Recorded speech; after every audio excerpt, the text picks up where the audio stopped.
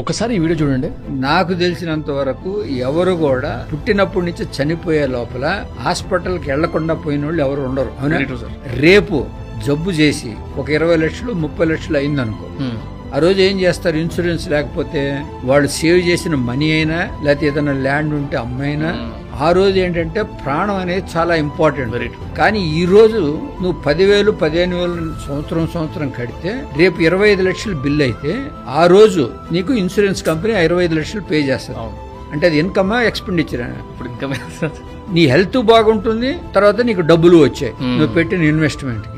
Boss, it's time to understand its importance. మన government కూడా insurance ని ప్రమోట్ చేయడానికి రీసెంట్ గానే GST పర్సెంటేజ్ 0 తీసుకొచ్చింది. Just imagine how crucial it is. ఏముంది బాస్, నెలకి 400 నుంచి 500 రూపాయలు ఖర్చు పెట్టుకుని సూపర్ అఫోర్డబుల్ హెల్త్ ఇన్సూరెన్స్ తీసుకుంటే medical bills lakhs or crores లో ఉన్నా కూడా కవర్ అయిపోతాయి. Plus it comes with 30 minutes of claim support. So along with health insurance, term insurance is also very much important. ఇప్పుడున్న టైమ్స్ లో life అనేది guarantee అసలు లేదు బాస్.